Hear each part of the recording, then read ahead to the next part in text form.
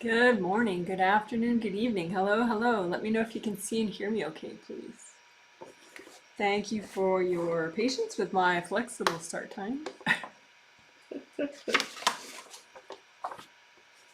This is the second in the set of 3 group energy healings, but you could watch just this one. It doesn't, it's not like a required set of 3, but the people I'm healing, the 130 people I'm healing in 13 different countries, I am doing this set of 3 healings for them. The theme for this set, as well as the set of 2 later this month, is improved communication and social interaction. Get your baggage out of the way. And I do have a lot of cool stuff that I'll be doing today. Oh, let me turn on the light. There we go. I do have a list, and it's probably a little longer than I'm going to use, so maybe some of it is not going to happen, but after the healing, within a day, there will be a detailed healing summary in the comment section so you can see exactly what I did, and it'll all be time-stamped for you, so you could jump around if you wish. But I do want to overview at least the probably items that the items will probably do, just to discuss them a little bit all at once here. That I think that could be cool. So there'll be this overview discussion part, and then of course the healing is the bulk of the live stream.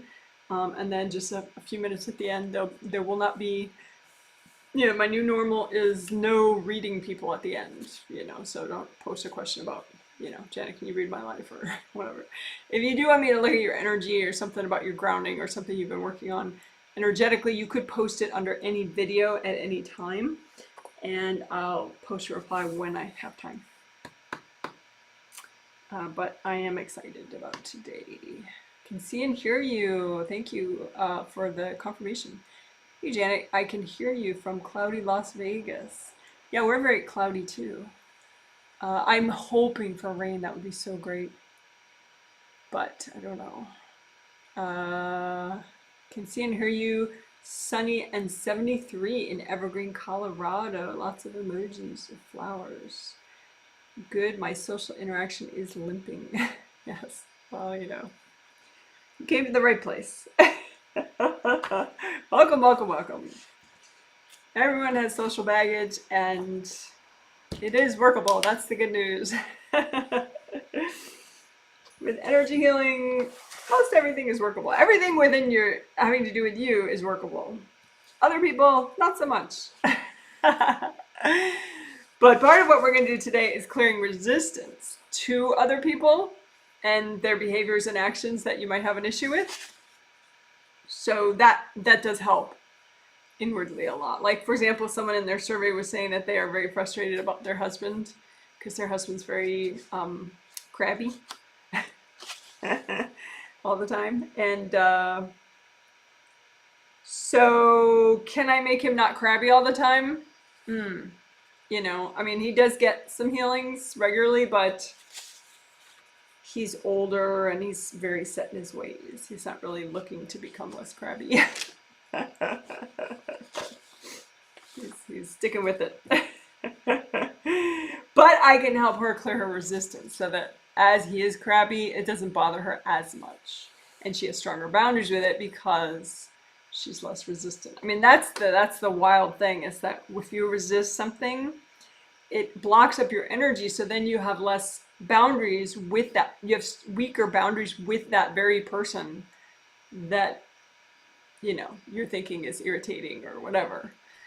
So resistance is, they're just energy blocks, but there are certain ones that are just, they make, some energy blocks, maybe you don't really notice. It just affects you on a subtle level. But some energy blocks, it's like, it just, causes you to kind of grind your teeth. Why is that happening? Why does he do that? He needs to stop. All right, so clearing resistance is one thing we'll do, but that's really just the tip of the iceberg. Tummy meridians is a body thing that we're going to do to help balance out all this energy stuff we're doing. We're going to do the tummy meridians, which I love. There they are. Excuse all that hair on that model there. That's a clip from of a very good set of videos that's on YouTube. I didn't make those videos, but they're linked below in pretty much all my videos lately. This set of videos, 12 Meridians, 12 Meridian playlists, I think I call it. But anyway, those are what I call the tummy meridians. It's just, meridians that go other places too, but those 4 ones right in the middle area of the tummy, the ones that go straight up and down right there, that's what I call tummy meridians. So we especially work those meridians in that location, and also the first and second aura layers right in front of there. So we will do that today. It is a common place for people to dump energy and also dump hard objects, like in the aura right in front of the tummy meridians. Like, you should do what I want you to do, so it's nice to like sort of excavate, hard stuff from there and heal it up so that you have more flow in the actual meridians and right in front of those meridians. So that does relate socially, because I think if you don't have as good flow there and you have a lot of hard junk, you can be more defensive. If you just imagine, like if you have a cat, cats, like the belly is a sensitive area. And so if they're going to fight another cat, sometimes they actually, they're like fighting, well, I don't want to get into cats, but anyway, I think it's going to help people feel less defensive and just more safe and balanced around people. And it's just good. I noticed it because they bought a healing for a friend of theirs who's having like a big social event this weekend, and I noticed other than all the other healing and unblocking we're doing, that's what she most needs is tummy meridian work. So I noticed we all need it. Why not?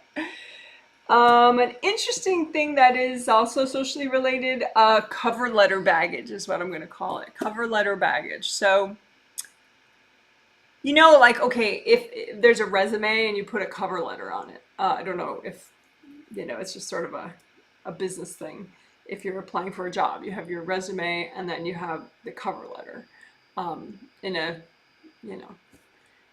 more formal type job application setting. So I noticed that people tend to, like, if they're greeting somebody or if they're sending some sort of a communication, like, oh, let's have a business meeting, let's get together and meet, or let's talk, or, this is the services I offer professionally or whatever. There are things that they kind of standard show somebody. And some things are positive and informative, but some things are like like, you better not cheat me, or you better not be a jerk, or you better not, it's like unintentional, most likely, like they're not really thinking about it consciously, but they're sort of sending people these warnings, which is usually gonna trigger the other person in a really negative way and be off-putting. And so for example, I noticed one client I heal, she has a lot of business meetings. She's higher up in a sort of an organizational hierarchy, and she her cover letter has like 2 positive things and constructive, informative things, but then there's like 6 or 7 that are just old baggage that she hands to everybody, like, don't be an idiot, and I'm trying my best, give me a break, and all this stuff. And I'm sure she has no idea she's doing it, but it just kind of conveys, it's not in your best interest to, kind of bitch at people all the time. So that's, that'll be good to clear your cover letter baggage. So you're not sort of putting that in front of everything. And I think that affects to like, within a marriage sometimes, I'm looking at this one woman and she often has like sort of turf wars with her husband. And, he is overly restrictive of her actions, to be sure, but her sort of cover letter to him is there's like one thing that's constructive, but then there's like 8 things that are just like, you're the worst, you're an idiot, you do it all the time, you're so rude, it's like a bunch of insults. So those really overshadow what constructive communication she's trying to hand to him. So anyway, it should be good to do that. So that's cover letter baggage that we'll be clearing.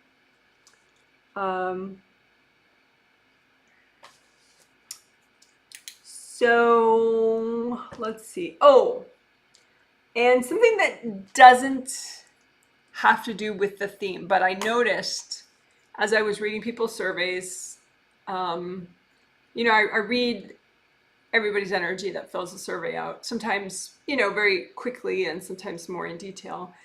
And that's how I figure out what to do in the next healing. And I was noticing that a lot of people have baggage triggered in lower chakras of the physical body, 3, 2, and 1, regarding an upcoming astrological shift. And I'm not an astronomer or whatever, but what it looks like is, I think there's always like sort of November, December, January astrological shifts. So it's not like, oh my gosh, just this year.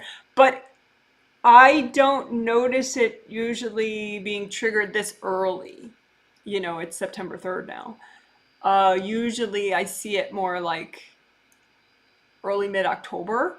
I'll notice, people are getting triggered, and usually I have attributed it to like the winter holidays, because a lot of people have sort of genetic family expectations, expectations for their genetic family members, or their genetic family members have expectations for them, and that can be triggering, or they have past baggage from winter holidays that gets triggered, but in advance. But this time it's pretty clear that it's not much about the winter holidays. It's really about whatever astrological shift happens from like November 7th till about November 7th, 2023 till about January 21st, 2024. But it's not a negative, astronomy, whatever, it is what it is, but it does look like it stirs up lower chakra baggage of the physical body. So we're going to proactively clear that. So I'll just call that triggered baggage, about an upcoming astrological shift. Which, you could do at any time. There's always going to be an astrological shift on the horizon that maybe your body is picking up on. And so you could unblock extra for that. But that should be interesting. And then I'll watch, chakra fit to see if that was enough, or I just need to clear more energy blocks so that people fit better into their lower chakras. A lot of people, they just aren't ready yet to fit into, for example, their second and their first chakras all the time. But at least if you get in there for a little bit, then you start releasing more emotional baggage, more fear baggage. And the more you can do that, the better off you are, the more present and awesome your life is. So that's sort of clearing triggered baggage that's triggered by an upcoming astrological shift. And that's on the definite list for today. So I think that's the definite list. Is cover letter baggage, clear resistance, astrological shift stuff, tummy meridians. That's all definite. 7th and 4th chakra, that's definite too. 7th chakra, top of head, identity, empowerment, confidence. And I noticed people had some identity baggage that, if you clear it, it could help you socially, with boundaries with people and how you express yourself, how authentic you are with others. Similarly, 4th chakra baggage, same thing. 4th chakra, self-love, self-acceptance. So baggage there could, old stuck energy there could make you less authentic and self-accepting when you're communicating with others. and also make it harder for you to enjoy other people's company. I did talk a lot. I liked I liked the intro that I did 2 days ago for that healing, the Friday healing, because I talked about a lot of different issues with social interaction. But that, can you appreciate other people that you're around? Or are you so blocked up and triggered when you're around that person that you get maybe a little invasive, or you kind of take them for granted, or you don't, you're not authentic and just present and enjoying their presence. You're more like communicating your needs, and kind of maybe you get a little invasive about what you need. And, so 7th and 4th, extra unblocking for 7th and 4th, I think can help with that. In the Friday healing, we unblocked 5th and 4th extra. So now we'll do 7th and 4th. I mean, we unblock all chakras, every healing, but I was just noticing extra stuff that I think unblocking 7th and 4th will help with. We may clear facades too, but facades are kind of like false walls that people put up on an energy level, typically in the 7th layer, but not always the outermost layer. But it could be that unblocking 7th and 4th gets rid of the facades that I was looking at. With facades, it's imbalancing to have facades, because it's like this giant stuck thing that, like a sign that you're holding out to other people, but you're kind of hiding behind it. It's like, well, it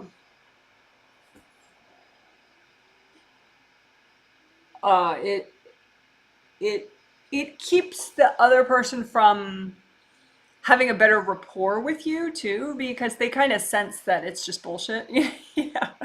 Like if you ever get a sense of someone that's just kind of like they're very surface, or they're very plastic or kind of rigid, like you don't really get a sense of that person. It's hard to really care about them. Like, for example, this lady was filling out a survey about her son, and her husband is kind of more strict when he communicates with the kids. And one of the sons, he gets triggered about that because of past life baggage about authority and, angry authority figures. And Abel, be good. I'm gonna have to put a cone on my boy. Hold on one sec. Oh, we could stop staring at the tummy meridian too.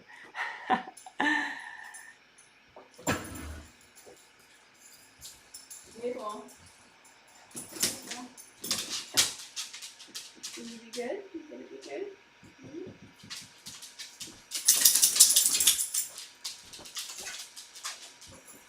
We'll see.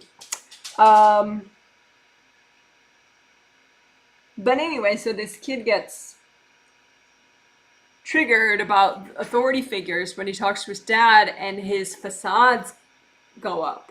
And so he's less like genuine and authentic with his dad, which kind of makes it worse, because then his dad is less likely to sort of have like a heart softness with his son, and more retreat into that strict authority, rah, laying down the laws.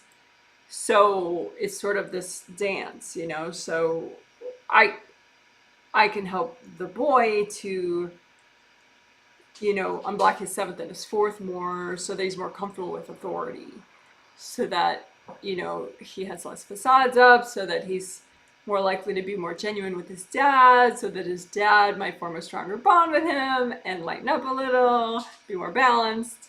So it's kind of a dance. All right, so that's the definites, but there's all sorts of cool stuff that could occur. Some of which can help other things in your life that have nothing to do with social interaction. For example, on Friday we did good karma window work behind in the astral body aura behind the base of the skull. We unblocked this whole area back here and repaired it. And that really helped me focus. I did like the healing summary in like record time with all those frickin' timestamps. I was so much more focused than usual. It was great. So anyway, so yeah, so just a heads up.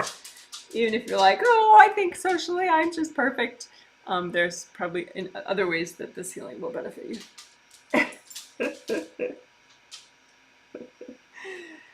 Alrighty. So, someone says, me and my cat can see and hear you from Sweden. Well, hello. Thanks for that. That's interesting. Hi from hot and sunny Chicago. Hello from rainy Belgrade, Serbia. Well, hello to you. I wish we had some of your rain.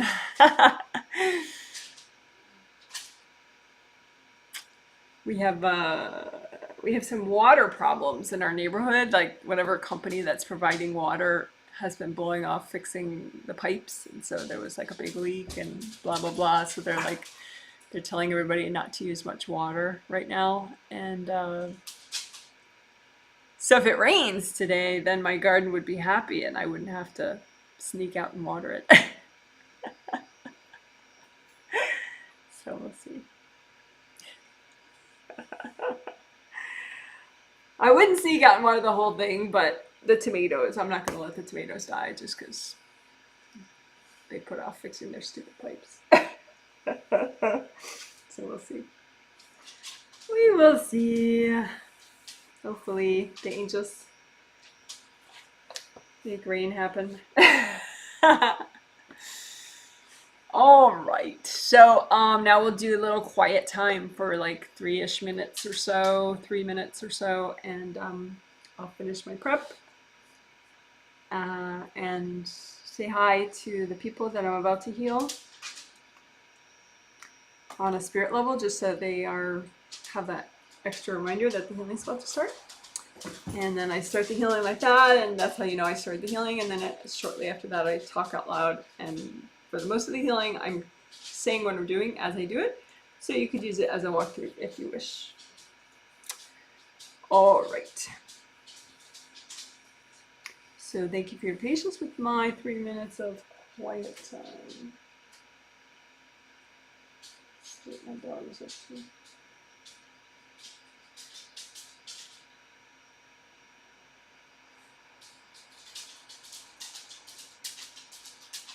I think he's okay. He's just being curious. You okay, buddy? I think he's fine.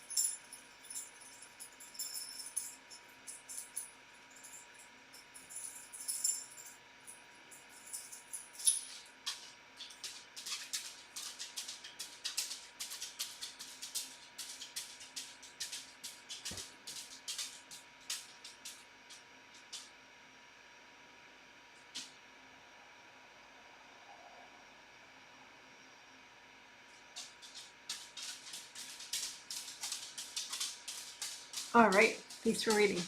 So when you heal yourself, you can have a copy out in front of you of yourself. And you just make that with your thought or your intention. You don't have to be able to see it. So your copy could be of just one little thing that you're healing, one little part of your energy system. But if it's of everything, then that would be your 17 auras, which are all in the same place. So they kind of look like a big bubble, but there's 17 bubbles in one place. Your 17 auras, which is your astral body aura, your physical body aura, and 15 auras called Wei Qi auras, which are your strong boundaries energy. And then you have your physical body and your astral body are inside those auras, and then your grounding. You have two groundings, astral body and physical body groundings, and they connect you to the core of the earth. So if we go ahead and make grounding right now, remake it and unblock it. So make your grounding red or orange or yellow. You just do that with your thought or your intention. You don't have to see the color yet. Red or orange or yellow. And make them both very wide as all your auras, and wide all the way down to the core of the earth. Wide in front of you, wide behind you. And just comb through both of those groundings, a copy of those groundings. And you want to make sure there's a really strong, wide flow all the way down to the core of the earth.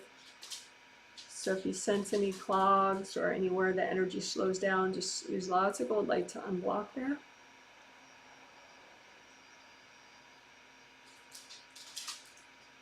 Sometimes the blocks are more likely to be in the center part of your grounding or in the back. But some people, they may be always blocked up in the left side of their grounding or the right side of their grounding. So, you know, obviously check all over for blocks.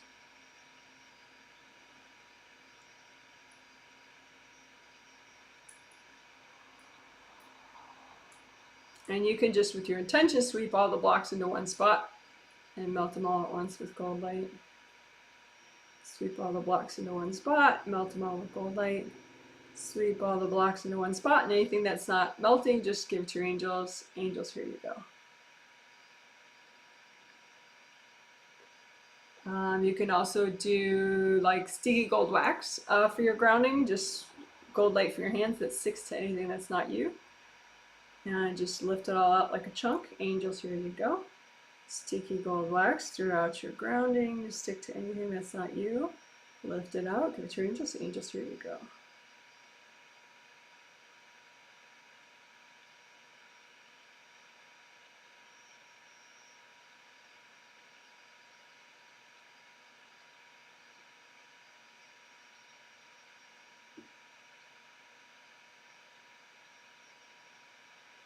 All right, cool. So that's grounding. So then we'll do indie grounding.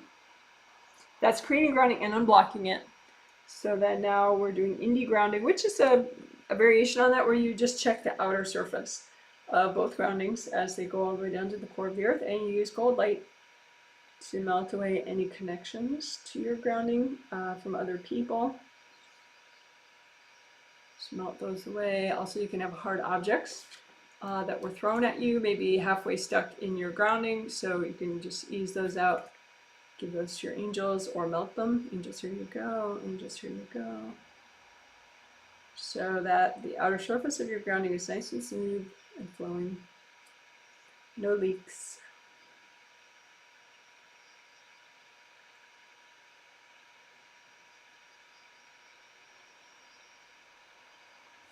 So that's indie grounding. So then aura repair of your 17 auras.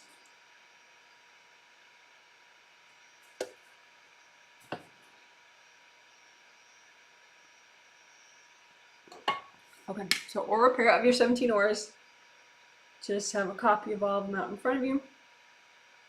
Comb through them. Just practice using your intuition to sense rips. And sometimes, you know, you'll have damage where you can't see, like maybe you can't see ever energy, or maybe just right now you can't see very well. So that's why using your hands can help, using your intuition. So practice using all three things: vision, intuition, and hands. So that way, you know, if temporarily one thing doesn't work great, you still have a way to sense things. So why do we want to sense your auras? Well, we want to sense if there's rips or blocks in them or cords, all sorts of stuff. So, but right now we're just sensing rips, because if you sense rips, then it's good to repair them. So then you do aura repair. Blocks are important to sense as well, of course. So an easy way to repair all your rips in your auras is composite copy technique. So that's, you create an image of a rip and you say, okay, well, this represents all the rips in my astral body and physical body auras that I need to repair. And then you just repair that one rip. So use sticky gold wax from your hands and have it stick to whatever's not you in that rip, and lift out all the junk. Angels, here you go. Fill it up with sticky gold wax, lift out the junk. Angels, here you go. So now that rip is cleaner and it's easier to repair it with gold light.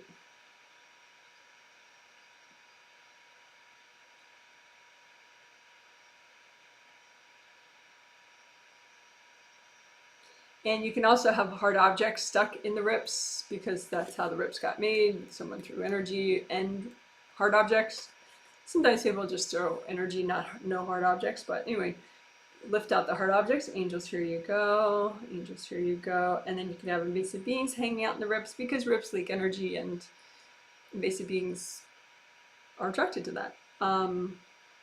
So you can say, angels, if there are any invasive beings in the way of this repair, can you please recycle them?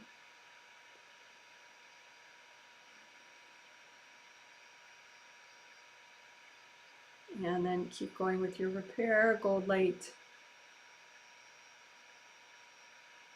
And again, if you have hard objects, give them to your angels. Angels, here you go.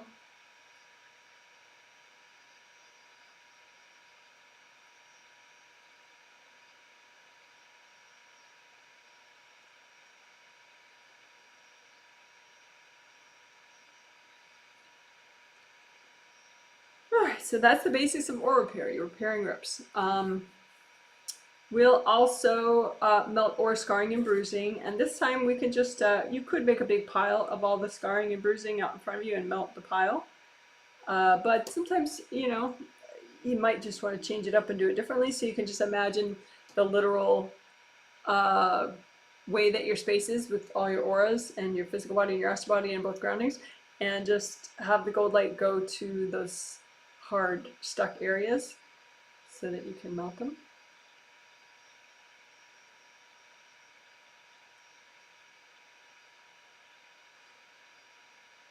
Common places for aura bruising is like anywhere that you typically have tension in your body, because the lack of flow in the aura impacts the physical body.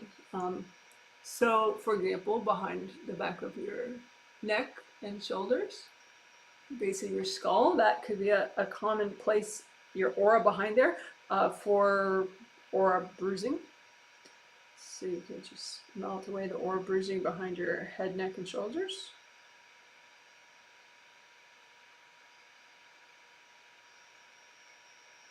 Especially in those inner aura layers, but also outer aura layers, especially if you're prone to headaches. You would want to unblock all of the aura layers. Because if you leave that stagnant energy in there, it's easier for people to throw objects and get them deep, or to throw energy and just rip, make a deeper rip. If there's stuck energy, it's going to weaken the aura. So what are we doing? We are melting away aura bruising around the head, neck, and shoulders in the auras.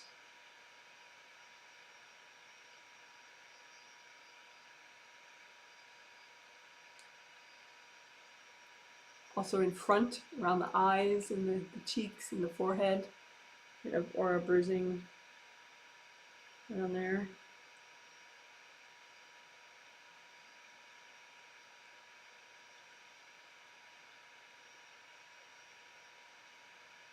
You can sort of scoop inside the, the brain and the eye sockets and just scoop out all the junk that's not you. Angels, here you go.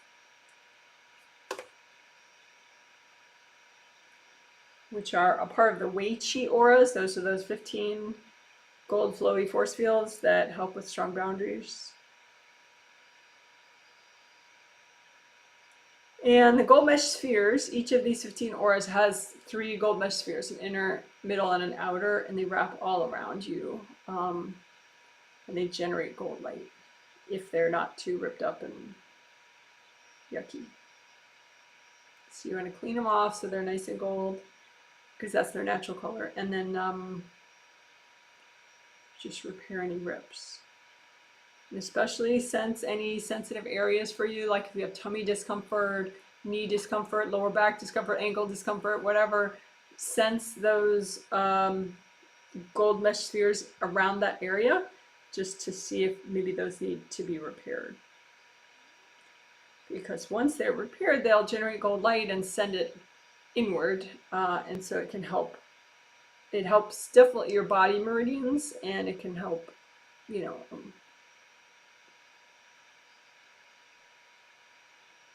overall flow.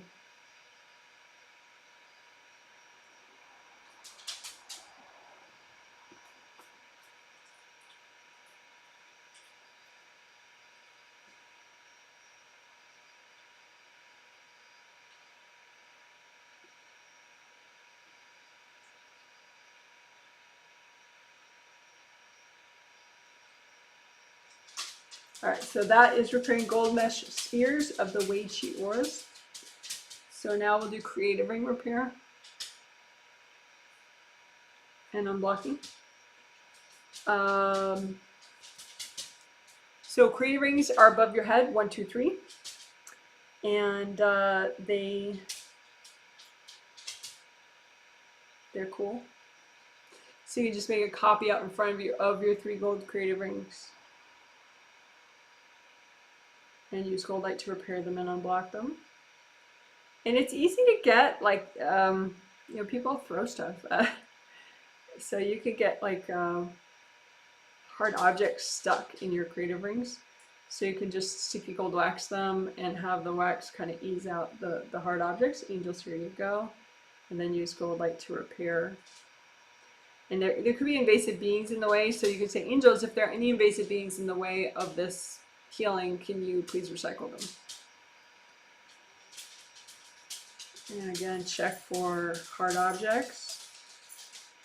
And if you find any, you can ease them out with gold light. Angels, here you go. And then just repair where those objects were.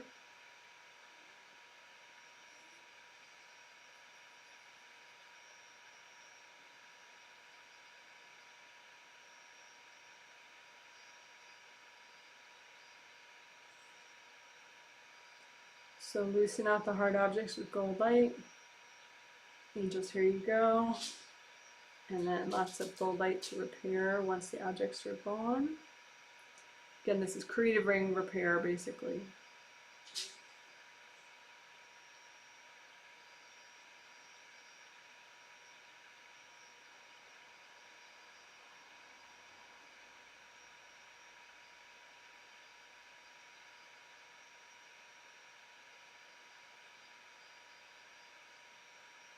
Alright, and then we can do extra unblocking of the creative rings and all the major chakras at the same time.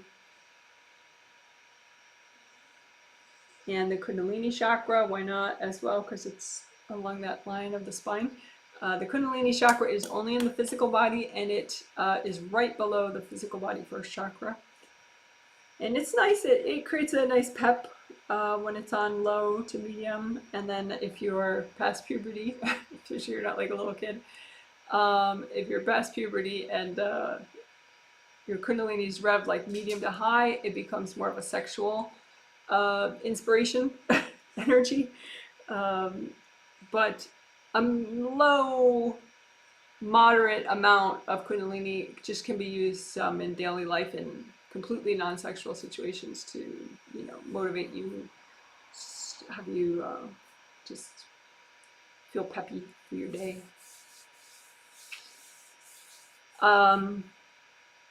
Although, you know, if you are in a situation where you feel like someone's misinterpreting your level of interest in them. You could turn off your Kundalini when you're around that person so that there's less room for misinterpretation. But anyway, so creative rings, make a copy out in front of you, create 3 gold creative rings, and then 7th chakras, 6, 5, 4, 3, 2, 1. I said plural 7 chakras because you have 2 sets of 7 chakras. The astral fits into the physical body, hopefully fully, all 7. But usually with people, it's over time, they get less and less blocked, and so more and more of their lower chakras fit into their astral body chakras. But anyway, so let's unblock them all. Creative rings 7, 6, 5, 4, 3, 2, 1, and bodies Kundalini chakra. Gold light, sticky gold wax. Have it stick to everything that's not you in these chakras and in between these chakras and in between the rings and the chakras. And move out the junk with the wax. Angels, here you go. Again, sticky gold wax the whole thing. Have it stick to whatever's not you, cords, hard objects, beings, people. Move it out. Angels, here you go.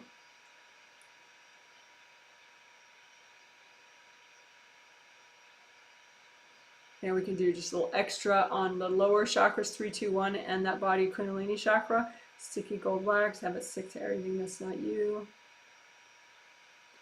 Move out the junk. Angels, here you go. Extra unblocking with sticky gold wax for the physical body chakras 3, 2, and 1 and Kundalini chakra. Have the wax stick to everything that's not you that you're ready to get rid of. Angels, here you go.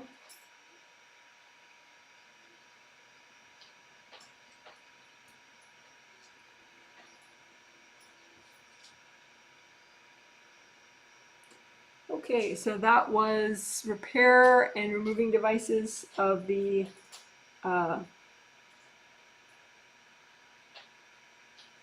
creative rings plus unblocking creative rings, major chakras, and Kundalini chakra with sticky gold wax. All right, good job. So now we'll do chakra repair and unblocking of all your major and minor chakras at the same time using composite copy technique.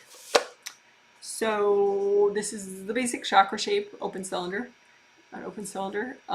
So you would just make a composite copy, like create a temporary energy object that looks like an open cylinder and just say with your intention, okay, this represents all my major and minor chakras of my body and spirit. So major chakras are the ones 7 astral, 7 physical along your spine.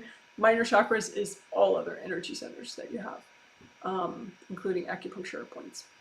So you just repair and unblock your composite copy, and therefore you're repairing and unblocking all of your major and minor chakras, all of your chakras, period. So just gold light.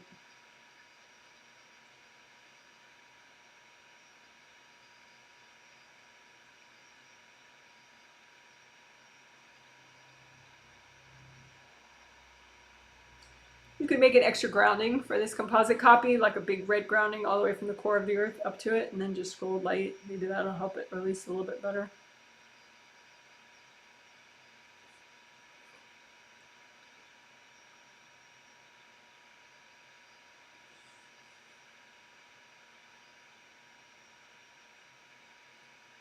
I did not mention flaps when we were doing creative rings.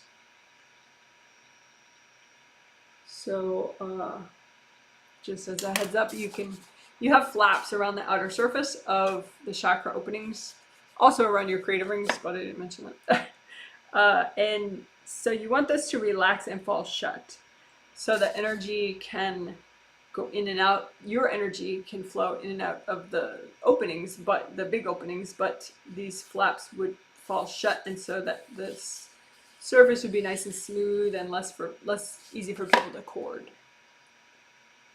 So just melt cords and unblock and repair, and just let those flaps relax and fall shut.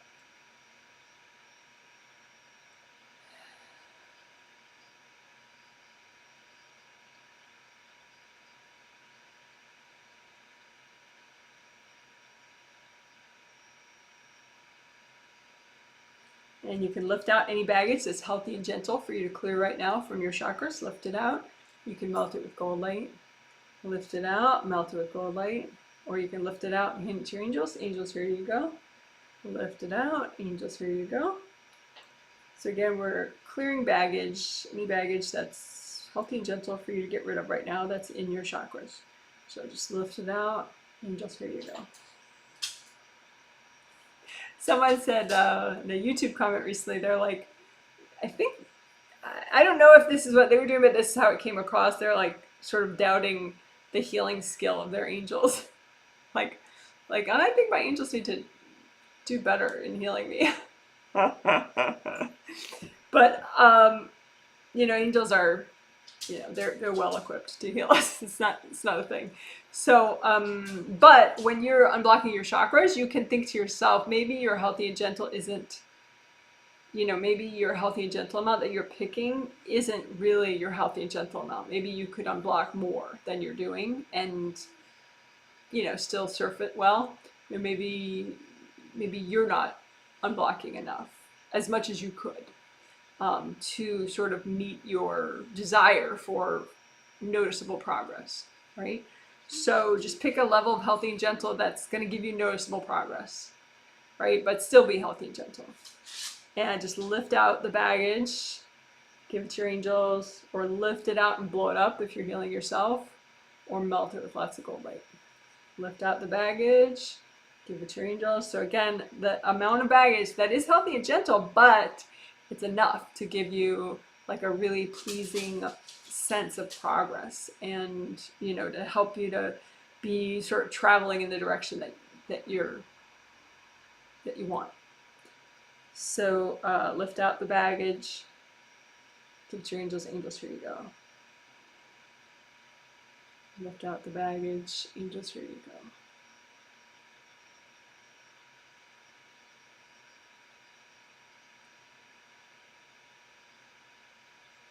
So of course, melt cords to other people going into your chakras.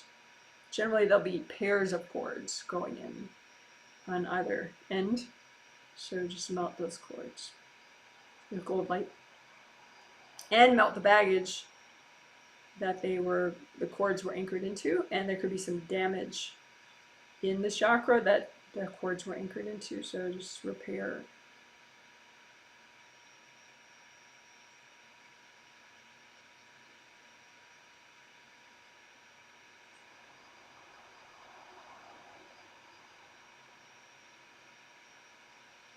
Okay, so that was chakra repair and unblocking. We didn't do much for communication and social interaction just now, so let's do that. If you have any baggage in your chakras, that is really good to clear right now, and it would really help you socially, as far as how people perceive you, how you perceive people, how you know, how much you're able to appreciate people in your life. Just lift out any baggage in the way of all that.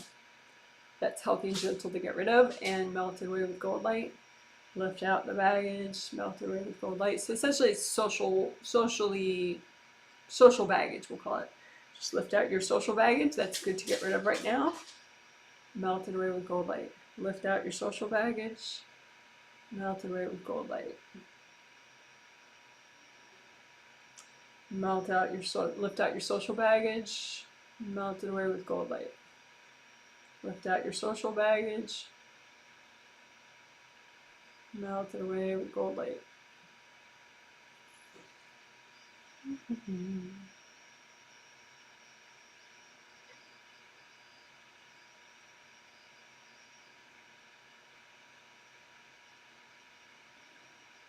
Okay, good enough. Good job. So that was chakra repair and unblocking in general, and also to help the theme of communication and social interaction.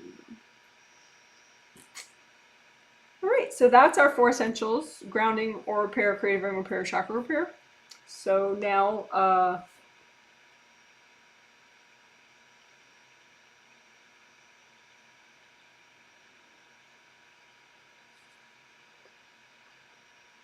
let's do that 7th and 4th unblocking, especially to help identity, which is 7th. and self-esteem, which is 4th.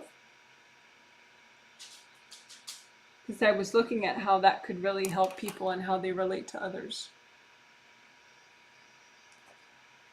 So we'll do them one at a time. In other words, we'll do 7th first, and then we'll do 4th.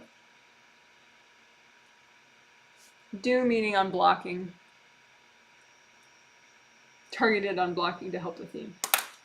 Okay, so your 7 chakras, you have 2 of them, one physical, one astral. They're in your head, in the top of your head. So not above, but in. They could float above if you're really messed up, but they're not supposed to be. So it's an open cylinder, but it's oriented this way. So round opening in the top and the bottom. Your 7th is oriented that way. But it's not this big. Right? Because the top is right here and the bottom is like just before your 6th chakra, right? So they don't collide. So it's actually spatially pretty small in there. But it's really important. It's an important chakra. So just give it a healing. Set it to your favorite shade of purple. It meaning both your physical body 7th and your astral body 7th. You could even look at them separately. Physical body 7th, astral body 7th, and just set them both to your favorite shade of purple. Melt cords going into each of them.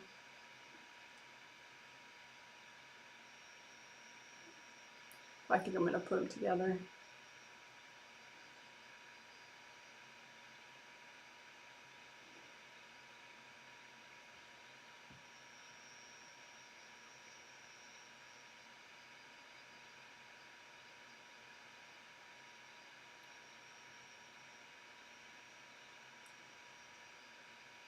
So you think of like the energy blocks that maybe are stuck in there near the surface or above the surface. And then below here, energy blocks that are kind of stuck in there and hanging below. And just melt them away.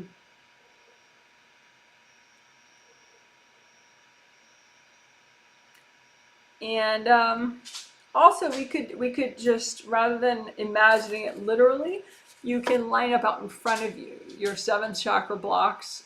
Then that could be also there in your aura, 7th layers of your aura. So it's the outermost layer. So 7th layer of your physical body and 7th layer of your astral body aura. 7th layer of your physical body aura and 7th layer of your astral body aura. It's a lot of words. But anyway, so rather than like, finding every energy block and where it is, you can just line up the energy blocks out in front of you like they're bricks or hard pieces of energy. Maybe like, just like hard pieces of energy, or imagine them like bricks or rocks, or however you want to imagine them is fine. But any 7 chakra blocks that are in the way of how you perceive yourself, your own identity. And just imagine them and melt them away with gold light. If you want, you can intuitively think, okay, well, how many of those are past life blocks? You can kind of sort them out. Like, okay, the past life blocks are here. Blocks from this life are here. And, let's see, are most of them from my childhood? Most of them from before I was 4 years old? That's interesting. Just as you clear them. But you don't have to do any of that. Just imagine them like bricks or rocks. These are 7th chakra or 7th layer blocks that block up your identity, your sense of yourself, your sense of your confidence, inspiration, goals, focus, all that good stuff. But especially blocks that impact you socially. For example, if you have energy from somebody else from a long time ago that says you're not good enough, you're not smart enough, you're not, whatever. Just melt it away with gold light. So the energy blocks could be dumped energy from other people as well. Because sometimes you can get kind of tied up with, well, I'm clearing my baggage, but there's also dumped energy that people put there. It's not technically your baggage. It's just junk from other people. But melt it all. So anything that's blocking your flow in your 7th chakra and your 7th layer that impacts you socially, just line that up out in front of you and melt it away with gold light.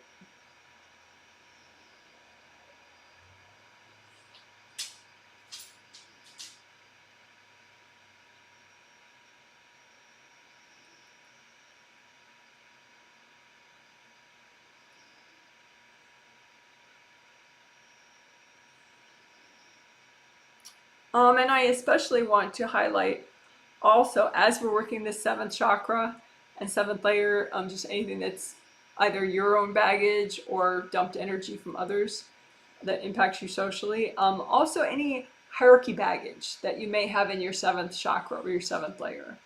Like maybe, people don't respect me, so I have to, be way above them and project hierarchy, or um, or like a resistance to hierarchy where you think everyone in charge is a big jerk no matter who it is. So just any hierarchy related dumped energy or any hierarchy related baggage that's in your seventh chakras or your seventh layers, just melt those away. Line them up out in front of you and melt them away. Any hierarchy baggage or hierarchy related dumped energy.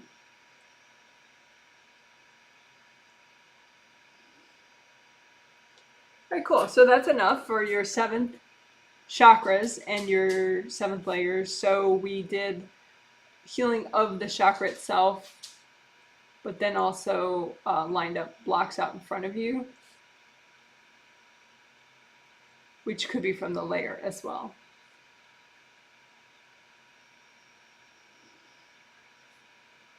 Okay, so we'll do the same thing for the fourth chakra and fourth chakras and fourth layers, plural, meaning astral and physical.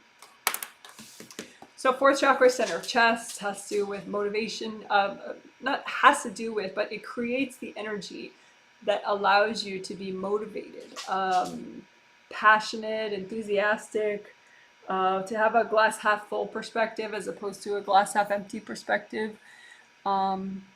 Allows you to feel gratitude. It's a really fun chakra to get healthy. Everything is much sweeter that way. And a sourness there or a stuck energy there can really impact a lot of things socially. It can impact how people feel about you, how they perceive your communications to them. It can cause you to communicate in a very different way than you would otherwise. That could negatively impact, social interactions. So let's work that. So first, just like we did with the seventh, we'll heal the literal fourth chakras, both of them. Fourth chakra is oriented this way, round opening in the front, round opening in the back. Green is a nice color, any shade of green you want for your fourth chakra. So you can imagine them both separately if you want. Maybe you might notice an interesting difference between your physical body fourth and your astral body fourth. Maybe one is damaged, one is not. Maybe one is bright green and one is black because it's got so many blocks. Maybe one has a ton of cords, one does not, or maybe they're both equally whatever. So sometimes that's interesting because then you notice like, ooh, I better focus on that one instead of that one or whatever. But I'm going to heal them both at the same time.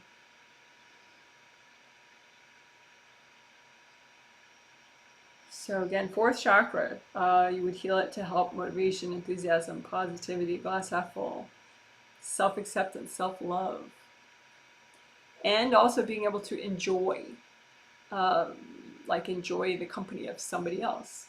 Because if your fourth chakra is too blocked, you can't really enjoy being around them, and you can't enjoy them as a person or appreciate them as a person, and then that translates and it kind of makes the friendship less fun for the other person. So we are unblocking and healing your fourth layers, your fourth chakras, both of them.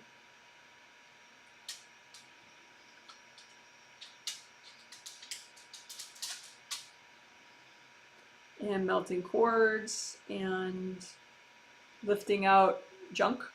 Lift it out, melt it away, lift it out, melt it away.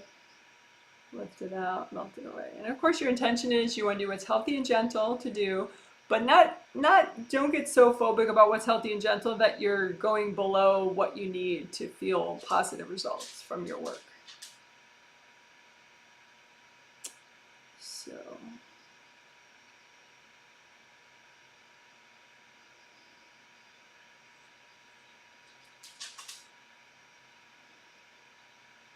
Unblock. So also your fourth layers, that can be interesting. I didn't do literal seventh layers. We just lined up the baggage, but that's kind of cool. So we go back and do literal seventh layers a little bit. Maybe you notice something about your seventh layers. Maybe one part is pretty stuck, like the back left or something. And then fourth layers of your auras. So the layers count out 1, 2, 3, 4, 5, 6, 7. Sometimes people are like, oh, well, I'm not sure I'm seeing the fourth layer. Just with your intention, look at it. Don't overthink it. Don't be like, oh, maybe I'm like a layer off. Ah! You know, just be like, okay, I want to see my fourth layer. This is my fourth layer. I'm combing through it right now.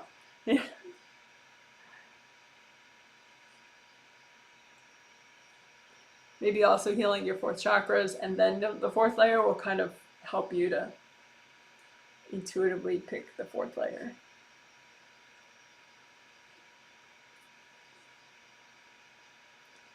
But then rather than a literal healing of it, you can just unblock it by lining up out in front of you the blocks, like bricks out in front of you or piles of rocks out in front of you. So go ahead and melt. Oh, I'm going to show you my dogs. That's good fourth chakra stuff anyway.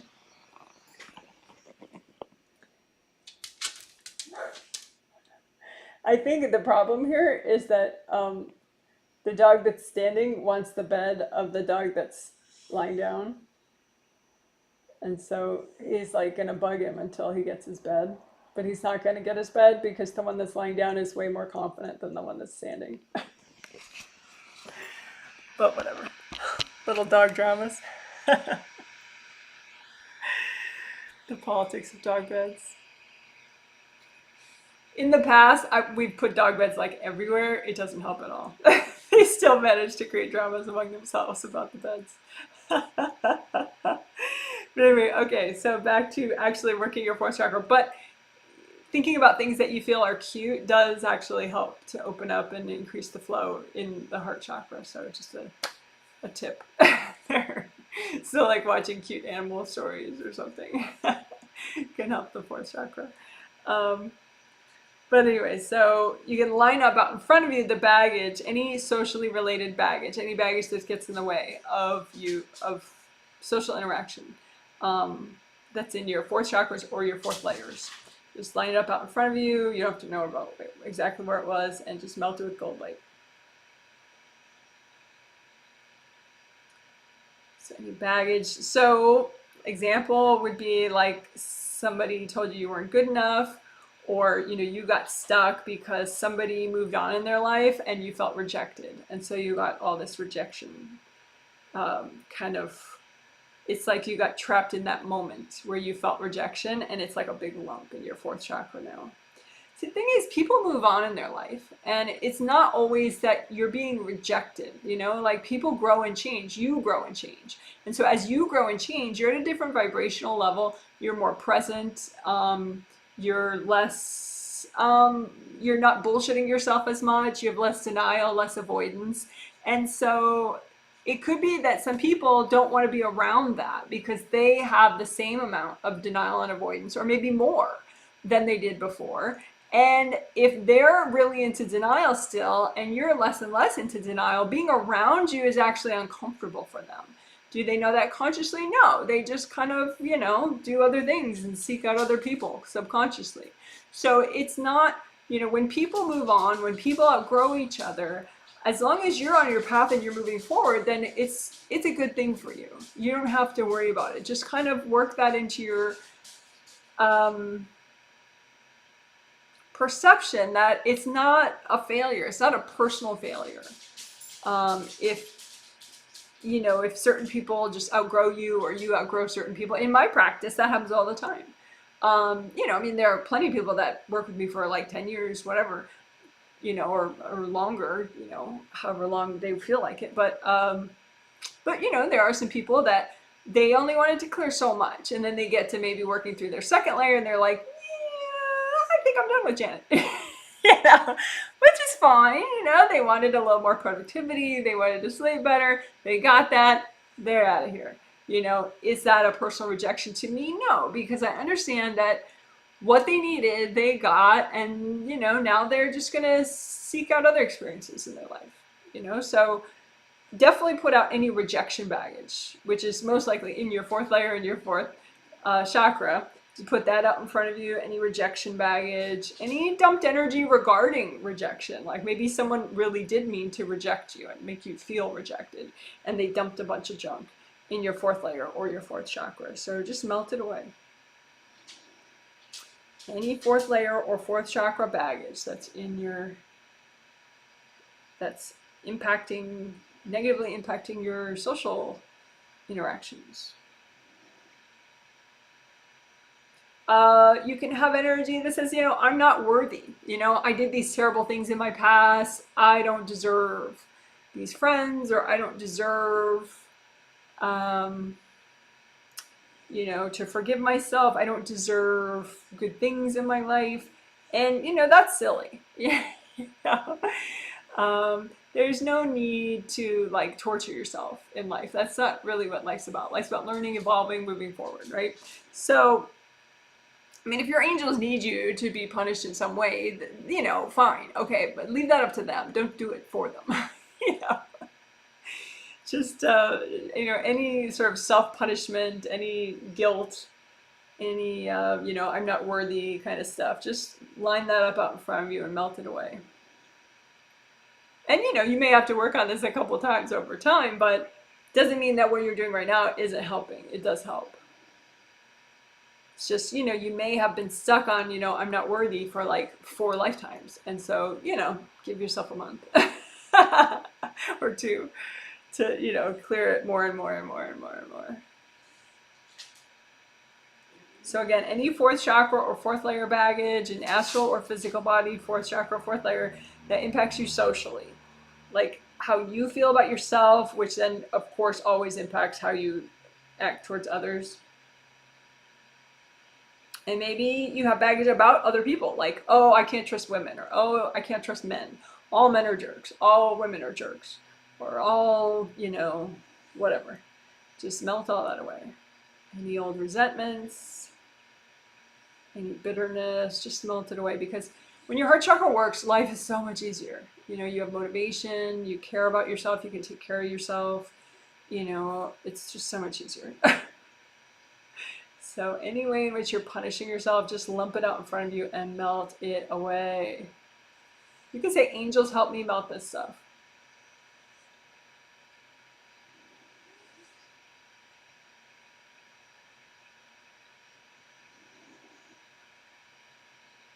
If you're sort of stuck in an abusive relationship with somebody that you probably shouldn't even talk to them anymore, you know, but you're not ready to make that change, you know, just keep clearing fourth baggage. 7th and 4th actually would be great. Just any baggage that's in the way of you taking good care of yourself, you know, and an extension of that is, you know, getting rid of people in your life that are very abusive and would always be very abusive to you. But, you know, it's possible that, you know, growth is incremental. So maybe you're not ready to make certain changes in your life or adopt a new healthy hobby, right? But you can chip away. You can make baby steps by getting rid of any self-punishment energy that's healthy to get rid of right now, getting rid of any guilt, any shame, any sense that you're not good enough, or any sort of, oh no, I just got rejected kind of baggage. And any dumped energy from other people that, you know, you're terrible, you're not good enough, you're the worst. Just melt it away. All right, good job. Woo! So that was unblocking your 4th chakra and your 4th layer.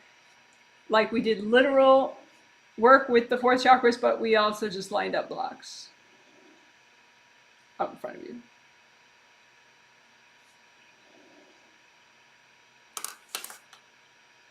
All right, good job. So I talked about so much there that we're going to do one more form of clearing just to be on the safe side. Because we don't want something big and yucky triggered that doesn't actually clear. That's what happens sometimes. Therapy, psychotherapy can be super helpful if any of you were considering it. If you find the right therapist for you, like one that's a good match, you feel like you have boundaries with them and they have boundaries with you, and they're non-judgmental, so you can really work through some stuff with talking to them.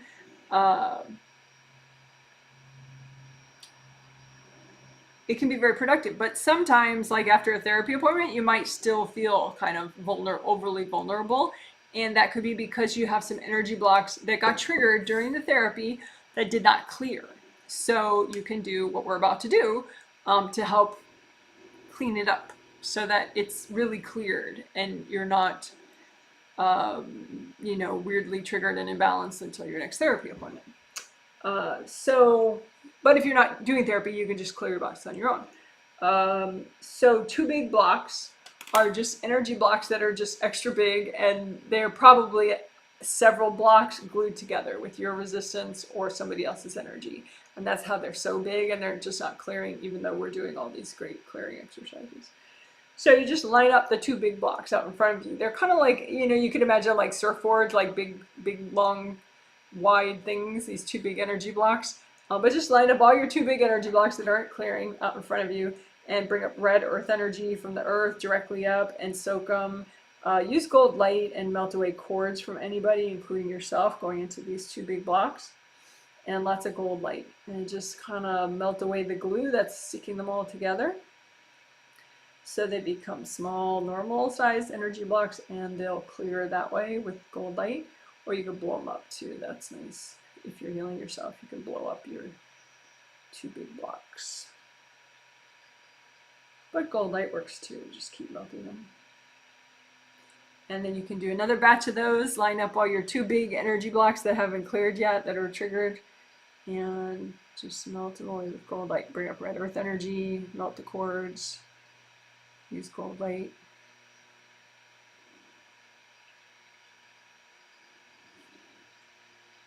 All right, good job. So that was clearing your 2 big blocks.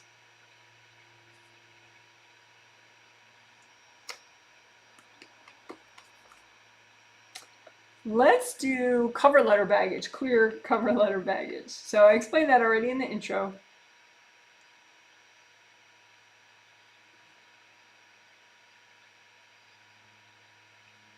So cover letter baggage is like stuff that you're automatically showing to people, sometimes like dumping into their space, but other times you might just be showing it to them, but it's just stuff that isn't constructive, it's not helpful, it's not informative in some sort of a positive way. It's just sort of like maybe negative warnings or something, that don't help anything. Usually, if you say, don't take advantage of me, or don't be an asshole, don't waste my time, you're triggering people. It's not, it's better to say something in a positive way, like, let's really be focused in our meeting. Something like that, say that. If you said that on an energy level, that could help someone to be like, yeah, I do want this to be a focused meeting, rather than be like, don't be an asshole and talk too much this time,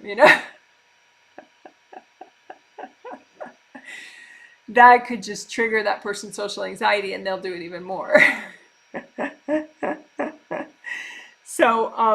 So anyway, this cover letter baggage is just stuff that you hand people regularly, like, don't take advantage of me. Everybody takes me for granted, it's just odd negative things. So you can look at what are your cover letter messages that are constructive and positive that you tend to show people, and what are the cover letter messages that are sort of overly negative or stuck, or just completely unnecessary that you show people. And you can run like gold light through all of them, just kind of update them. And so the positive ones, they'll just get a nice little healing, and the negative communications, you just would melt the baggage causing you to do that. So I guess a more easy way to say it is just melt any baggage that causes you to hand people or to convey negative, unproductive, unnecessary messages. Which is cover letter baggage. So line up your cover letter baggage and just melt it with cold light. And that can be too why people have an instant dislike to somebody. You know, it's this accidental subconscious cover letter baggage that you don't even know you're sending people.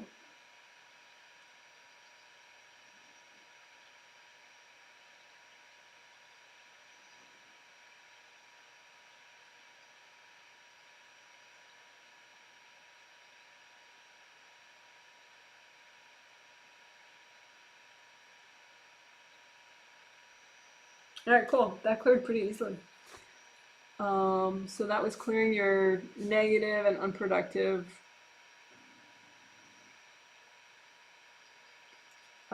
messages that you show people,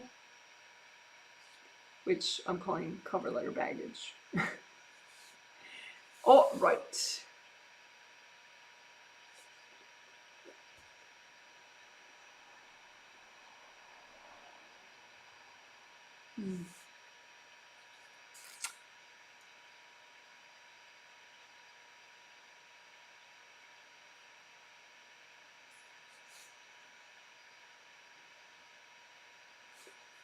So let's clear your inner resistance. I talked about this in the intro. You can just have ways in which like you're kind of tied up in knots about, and you know, our theme is social interaction, so we'll clear that type of resistance. So you may be resisting how somebody is, you know, your husband is, or your neighbor is, or you know, something they do or don't do. But it's not like they're going to turn into a completely different person tomorrow. So it's probably a good idea for you to stop resisting the way they actually are. You know, it's like, are you resisting reality? You know, are you just going, ah, you know, and it's just pointless, you know, like just clear the blocks that are causing you to freak out about the way somebody is. Because if you're freaking out, it's really hard to have boundaries with that person, you know. But if you can at least conceptually just have peace about, okay, you know, my genetic mother is completely controlling, you know, well, that's her attempt. It doesn't mean it has to work, but you know, she's just so imbalanced that it's hard for her to be present enough to be truly respectful to herself and other people. You know, like that's a factual perception and it's true. You're not like dressing it up and pretending it's better than it is. But it's not like, you know, there's no expletives with it. There's no like, you know, it's just, you can have your serenity with it, you know, which is important because, you know, life is challenging already. And if you're freaking out about how the people in your life are, it's just a whole extra level of stress that you don't need. That makes everything worse. You know, because you need that flow. You need that extra little bit of serenity that you can get from clearing your resistance. You know, so you can accept people the way they are. It doesn't mean that it's great. It doesn't mean, you know, maybe somebody's abusive to you, but don't resist it. You know, like if you resist it, it's like you're tied up in knots about it inside. You know, and that just makes it much harder to deal with, right? So what we're going to do is put out in front of you, and you can use a gold blanket if you want or not, but put out in front of you any inner blocks that you have causing you to resist the people in your life and their behaviors and what they do and what they don't do. So their behaviors and actions. Any resistance to people's reactions, people's behaviors, people's words, people's you know, anything, the way they are.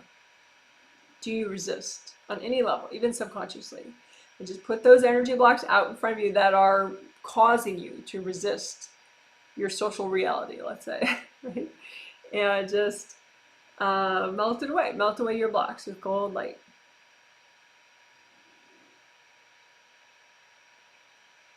So again, maybe your mom's controlling, maybe, you know, maybe one of your siblings could care less if you lived or died, you know, it is what it is, you know, I mean, it doesn't mean that you have to be delighted about the situation, but don't like tie yourself in knots about it, right? So any resistance, any inner resistance that you have about the people in your life and the way they are, just melt those blocks, right? So you're not tied up in knots about the situation anymore. Melt those blocks.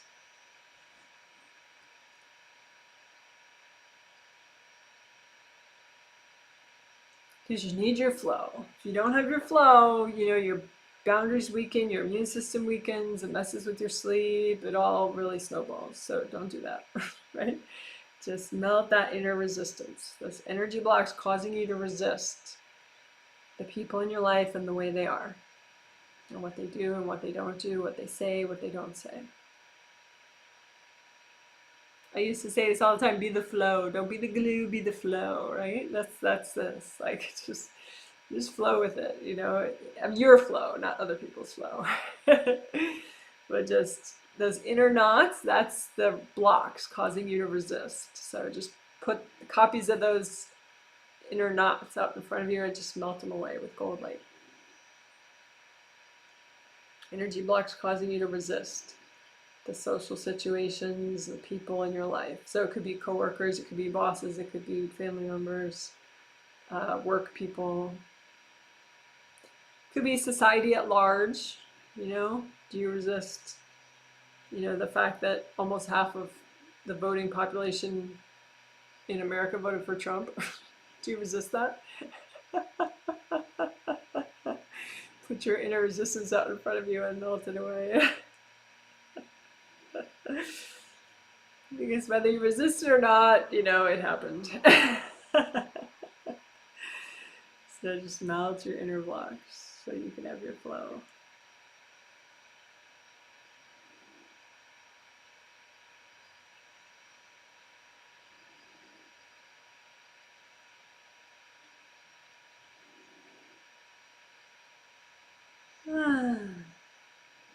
All right, good job. Woo, woo, woo, woo.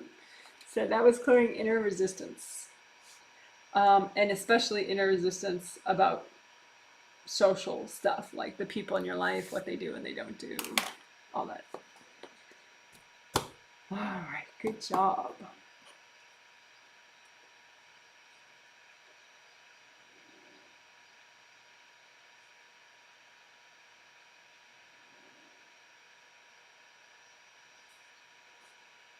We'll do tummy meridians now. We'll get back the diagram of the hairy guy. The hairy guy diagram. There we go. Let's see how low do we have it. There we go. Lots of hair. Lots of hair. Nothing wrong with that. So anyway, briefly describing the tummy meridians, the 4 that I'm going to be healing. The center one there, that's the CV meridian, stands for conception vessel meridian. It's one of the extraordinary meridians that helps to manage all your yin meridians. So it's an important one. It starts in the crotch area and goes upward all the way straight up. So it's easy to remember. Ends in the tip of the tongue. That's the CV meridian, and it helps to manage all your yin meridians. So in the diagram here, it's a gray right in the center. But all of these meridians, ideally, they would be a red flowy energy, and the life force flowing within them would be red and flowing. If you see black, it's probably just blocked energy, so you can melt away with gold light until it's nice and red and flowy. So anyway, that's CV meridian, and then the yellow one in the diagram, that is kidney meridian. I'm like blanking All of a sudden, let me get my cheat sheet so I don't mess it up for you all. Because that would really bother me if I misinformed everybody. Let's see, where's my cheat sheet? There we go, here's my cheat sheet. My cheat sheet is right here with little letter abbreviations of what each one is. So there's the CV meridian in the middle, and then the kidney meridian is the orange one in the diagram. And then the stomach meridian is the green one in the diagram. And the spleen meridian is the purple one in the diagram. So all of those ones that I just listed go up, except for the green one, the stomach one, which goes downward. Flow, the natural flow is downward for the stomach one, but the CV, the kidney one, and the spleen one go upward. So just for your information. But you don't really have to worry about that because the chakras themselves, they know which way to spin the energy. So you just make sure that the tubes are nice and flowy and they're not like burnt and stuck looking and ripped up, and they don't have like little knives sticking out of them. You know, just get the tubes nice and red and flowy. And the chakras within them, the chakras are like sort of inlaid in there, you know, and so they'll be like, you know, if the meridian is going this way, then the chakras will be, you know, in there like that, keeping the flow. And in the diagram, those are the dots.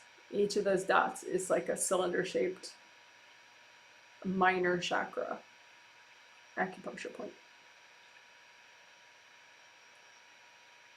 So you can just go back and forth with all these meridians. I'll just mention which one I'm doing at the time, but you don't have to follow exactly, you know, like the exact meridian I'm doing at the time. And then also, as you heal the meridians, unblock the area in front there, first layer and second layer. And really just anywhere in any of your auras, right in front. You can have dumped energy there, even dumped hard objects there. Someone can just shove some like, you know, spiky thing right there that kind of rips you up and stays there and is like hard and gross. So you just ease it out, lift it up, give it to your angels, and then repair now that you've gotten rid of it. So,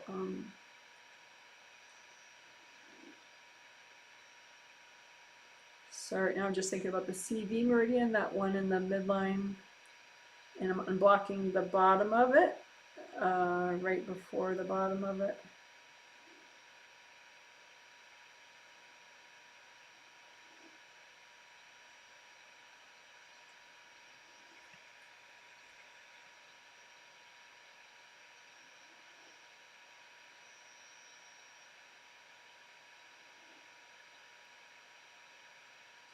I'm just thinking about those chakras within the CV meridian, which are dots on the diagram.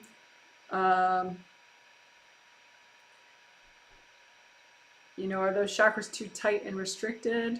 And if so, I'm going to just like move out the blocks and melt them away, move out the blocks and melt them away.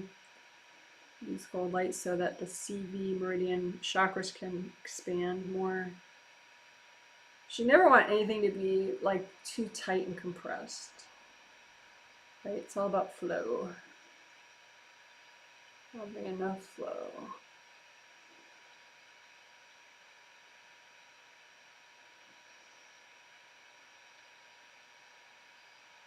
Lift out the blocks. Lift out the blocks. And then also just, you know, right in front there, are there any hard objects that mess with any of the tummy meridians? And just imagine those hard objects and surround them in gold light and lift them out. Come to your angels. Angels, here you go. And again, your intention is you want to do what's healthy and gentle to do right now.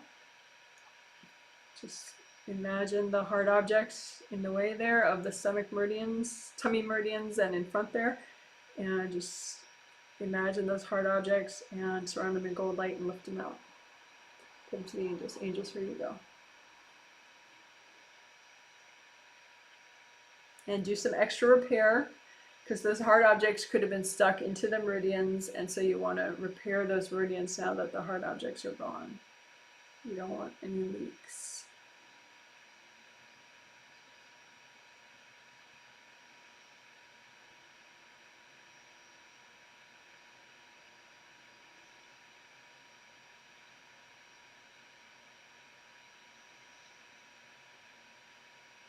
Just doing a little extra. First chakra, second chakra, third chakra.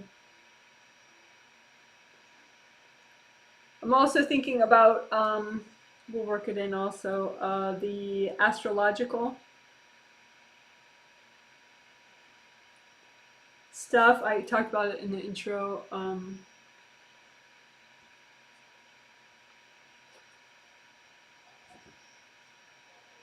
So we'll just add that in to the tummy meridian work we're doing, because I saw it impacting the lower 3 chakras of the physical body.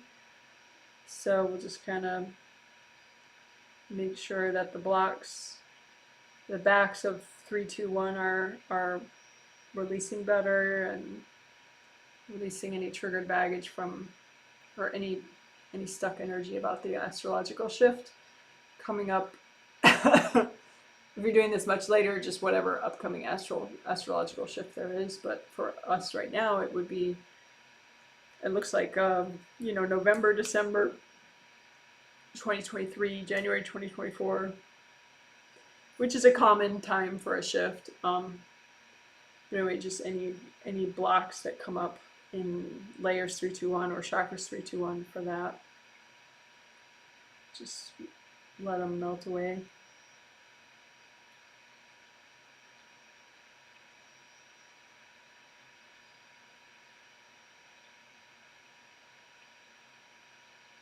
And back to the tummy meridians, the energy blocks in front of there.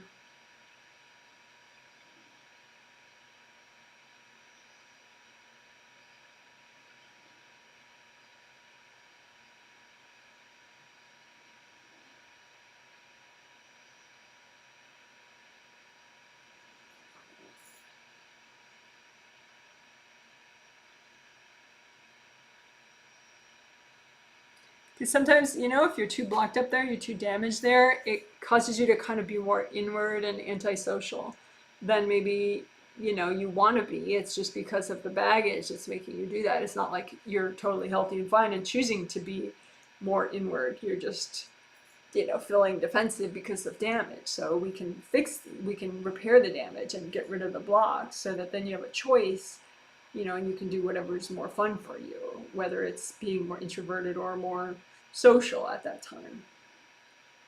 And sometimes you just have to be social, you know, for work or whatever.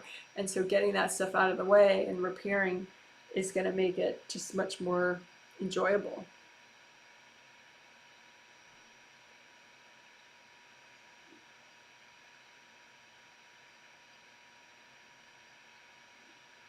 So I'm unblocking the auras right in front of the tummy meridians.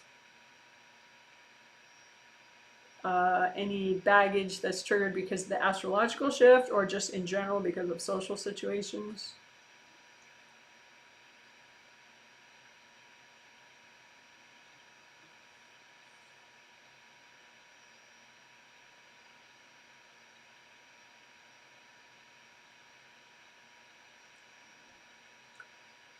So again, that CV meridian, and then the kidney meridian, which also goes upward. That's the orange lines in the diagram.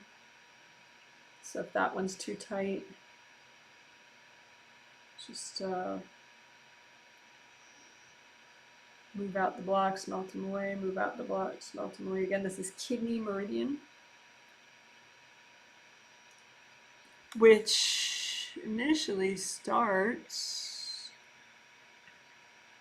in the foot right there. See the orange right there? So that's pretty cool. And it goes up the back of the leg, the inner ankle, and then the back of the leg right there, and then goes in and up. There we go. So that's the kidney meridian. And it ends up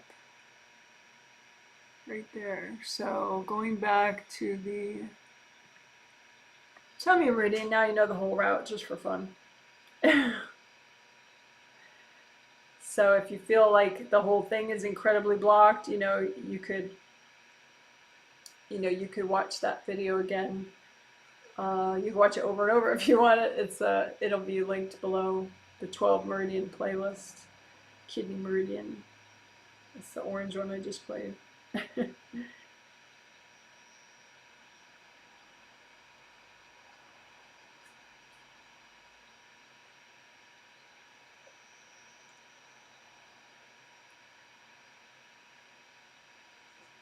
But sometimes it's like if it's so tight around the tummy and you can't like release it, you can like trace back to where it began to be tight.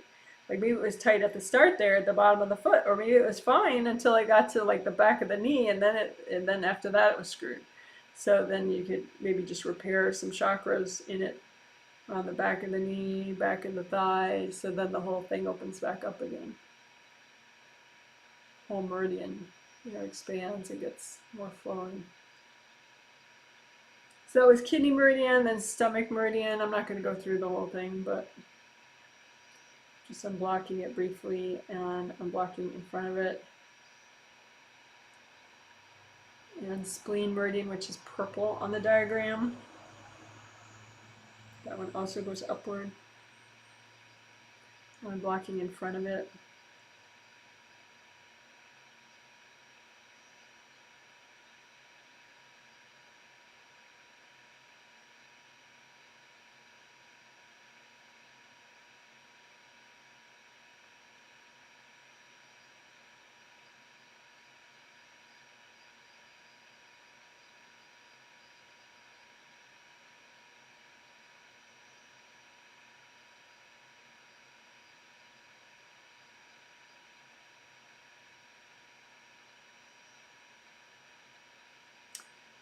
You can see too, like, I mean, you're around your parents a lot when you grow up, obviously. Well, maybe. I mean, maybe you weren't raised by your genetic parents, in which case, then look at who did raise you. What adults were you around when you were young?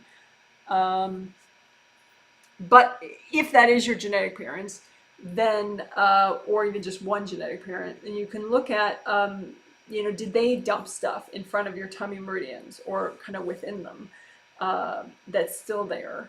And you can just, notice what's healthy and gentle to get rid of right now. But say dumped energy from your genetic mother, if you were around her when you were growing up, and that's impacting your tummy meridians or in front of your tummy meridians, and just notice that dumped energy from your genetic mother and surround it in gold light and lift it out. Give it to your angels. Again, dumped energy from your genetic mother that's impacting your tummy meridians or right in front of there, just surround it in gold light, lift it out, give it to your angels. Angels, here you go. Dumped energy from your genetic father, if you were around him, or he could have dumped even from afar if he wasn't around you. So dumped energy from your genetic father that's in your tummy meridians or in front of there, and just lift it out. Angels, here you go. Healthy and gentle amount. Dumped energy from your genetic father that is impacting your tummy meridians and in front of there, surround it in gold light, lift it out. Angels, here you go. And then we'll just do a general one for siblings. Any dumped energy in your tummy area or in front of there from siblings, or say you're around a friend a lot that was similar in age to you. So siblings and people that were also kids when you were growing up. Siblings and other kids. Any dumped energy from them in and around your tummy meridians or in front of there. Surround all that in gold light. Ease it out. Angels, here you go. Again, dumped energy from siblings or other kids when you were growing up. Surround it in gold light. Lift out that dumped energy. Angels, here you go. So you can even put your hands directly on your tummy like that, and you could do that, if you're watching, Netflix or something, or a video, you're watching this video, just rest your hands, let gold light through your hands, go directly into your tummy meridians. That's always an option.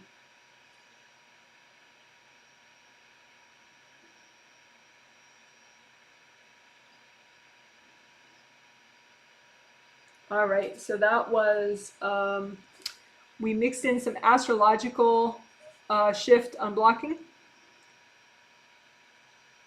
in there as well. A little bit of like chakra fit stuff, 3, 2, and 1 mixed in there. but it was a lot of also removing dumped objects.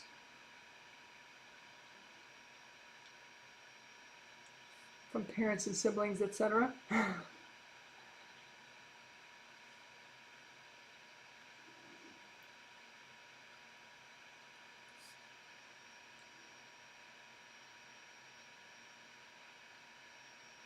So, all right.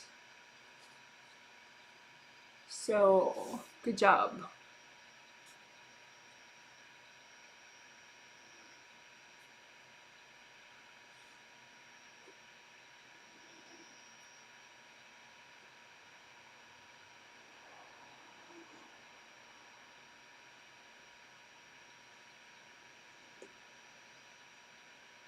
I'm going to look at a sample person for a second to see if a certain thing I want to do is necessary or not.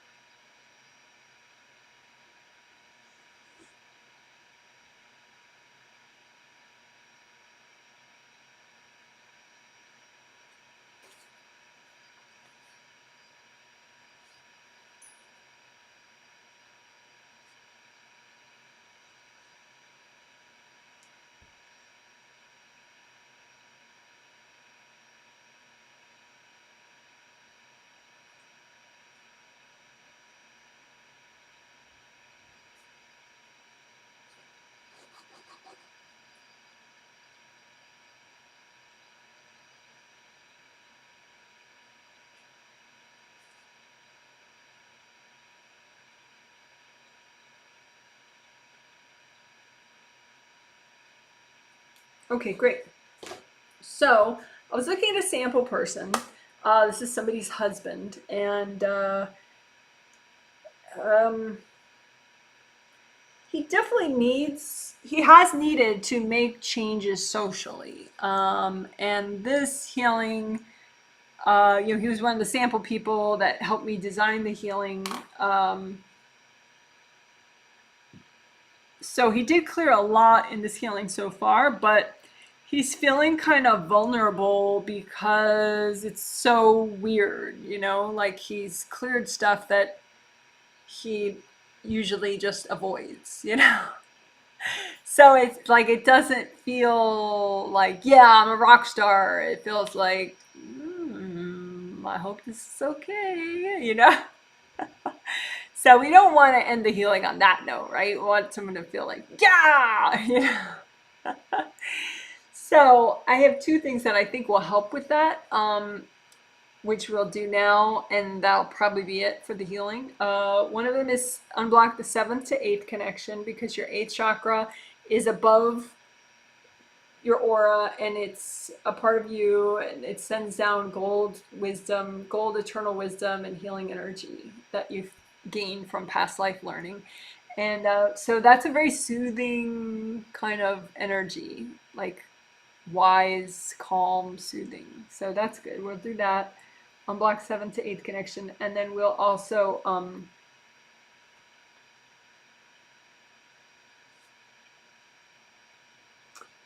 call back, bring in positive change energy.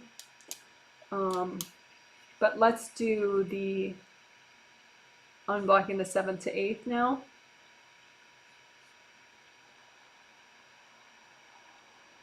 Okay, So that's easy. Your seventh chakra in the top of your head, right?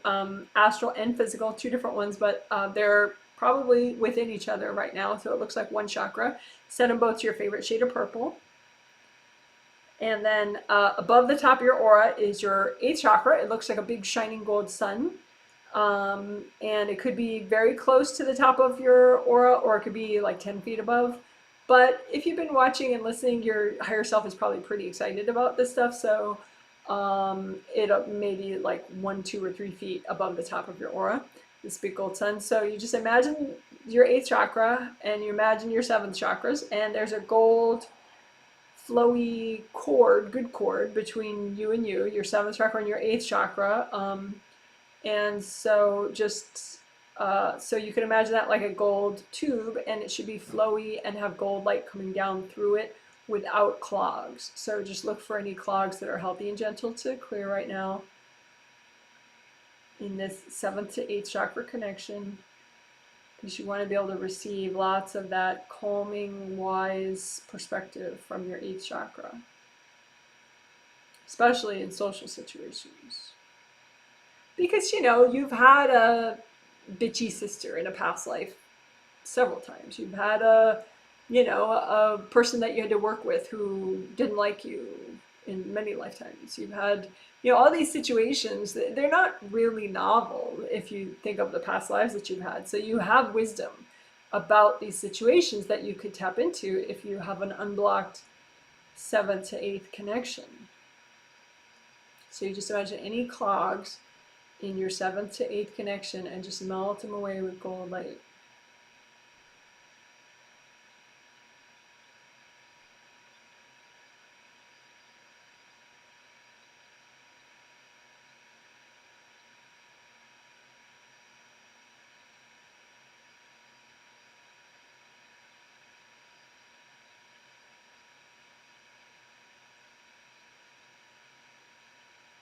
And if you have any like lack of confidence or negative identity, sense of yourself, like I'm stupid or I'm not worthy or all this stuff, look for a block or several blocks in your seventh to eighth connection that perpetuate that negative identity that you have, and just melt those blocks.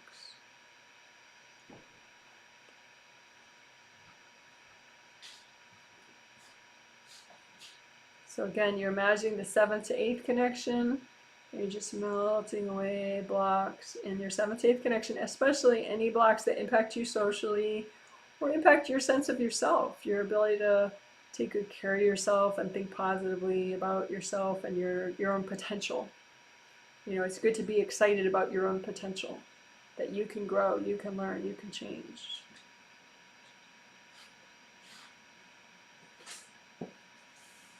All right, so that's unblocking your seventh to eighth connection. And if anybody's courting this connection, definitely melt that away. This connection is just for you, from your seventh to your eighth chakra.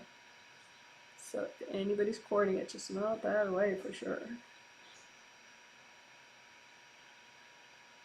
Okay, and then now we'll do call back, bring in, specifically for your positive change energy and sort of your enthusiasm and motivation to create positive change in your life. Maybe you need to call it back. Maybe you gave that to somebody else in a past life, gave some of it to somebody else in a past life, or maybe they took it from you. They were jealous. I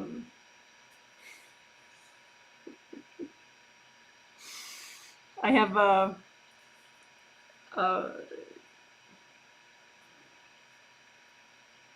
two different people.